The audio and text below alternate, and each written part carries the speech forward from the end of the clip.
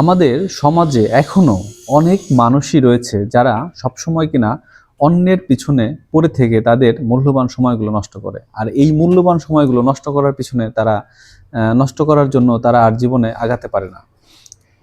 আপনারা যদি ক্যালকুলেশন করেন, একজন মানুষের গড় আয়ু কত? 60 বছর, 65 বছর।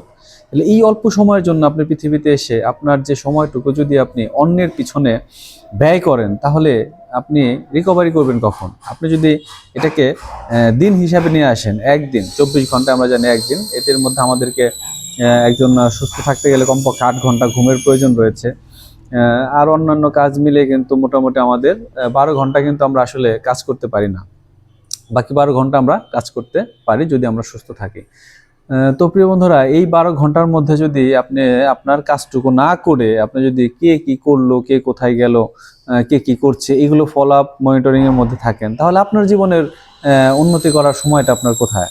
প্রিয় বন্ধুরা, একটু লক্ষ্য করে দেখুন যে আসলে একজন মানুষ ডেভেলপ করতে গেলে কিন্তু তাকে অনেক কিছু মেনটেন করে চলতে হয়। সমাজের অনেক কিছু আপনার কাজ করতে হয়। আপনাকে একটা জায়গায় দাঁড় করাতে গেলে আপনাকে পড়াশোনা করতে হবে, ব্যবসা বাণিজ্য করতে হবে, পরিশ্রম করতে হবে, অনেক কিছু কিন্তু আপনার জীবনের করণীয় রয়েছে। তাহলে এই কাজগুলো কিন্তু ভাই আপনাকে করতে হবে। এটা কিন্তু আমাদের জীবনটা কিন্তু, আমি আবারও বলি, মানুষের জীবনটা কিন্তু কখনো নাটক বা সিনেমার গল্পের মতো নয় যে আপনি আলটিমেটলি অটোমেটিকলি সবকিছু হয়ে যাবে। হুট করে দেখবেন বলে রাতারাতি ইন্ডাস্ট্রি খুলে ফেলেছেন, আপনি ব্যবসায় সফল হয়ে গেছেন, অনেক টাকা পয়সা মালিক হয়ে গেছেন। প্রিয় বন্ধুরা, জীবনটা কিন্তু কোনো নাটক বা সিনেমার গল্প নয়। আমি আবারও বলবো, আই রিপিট, জীবনটা কোনো নাটক বা সিনেমার গল্প নয়। জীবনটা বাস্তবমুখী জীবন। আমাদের জীবনটা হলো বাস্তবতা, এটাকে কাজ করতে হবে।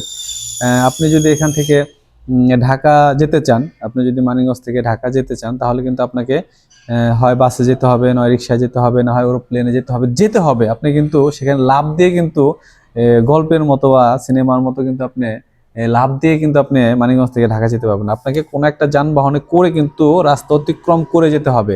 ঠিক সেম জীবনটা কিন্তু প্রিয় বন্ধুরা, ঠিক সেম আপনাকে অতিক্রম করতে হবে, অতিক্রম করে আপনাকে যেতে হবে। সেটা কাজের মাধ্যমে, পড়াশোনার মাধ্যমে, ব্যবসার মাধ্যমে আপনার জীবনের পরিবর্তন ঘটাতে হবে।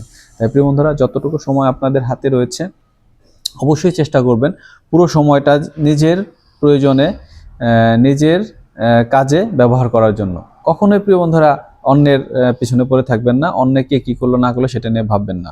আমি একটি চিরন্তন সত্য কথা আপনাদেরকে এই ভিডিওর মাধ্যমে বলি, আমি আমার জীবনে কখনোই কে কি করলো বা কে কি করছে এটা নিয়ে কখনো ভাবিনি, এখনো ভাবি না।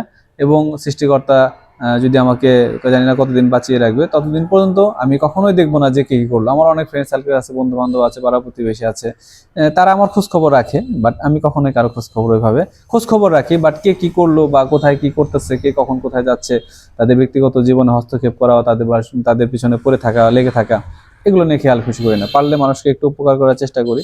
যদি আমার কাছে কোনো, আমার এই ক্ষুদ্র জায়গা থেকে কারোর জন্য কিছু করার থাকে, আমি অবশ্যই করার চেষ্টা করি। কিন্তু আমি যতটুকু করি নিজের জন্য চেষ্টা করি, নিজের মতো করে কাজটাকে করার চেষ্টা করি, কখনো কারো পিছনে পড়ে থাকি না।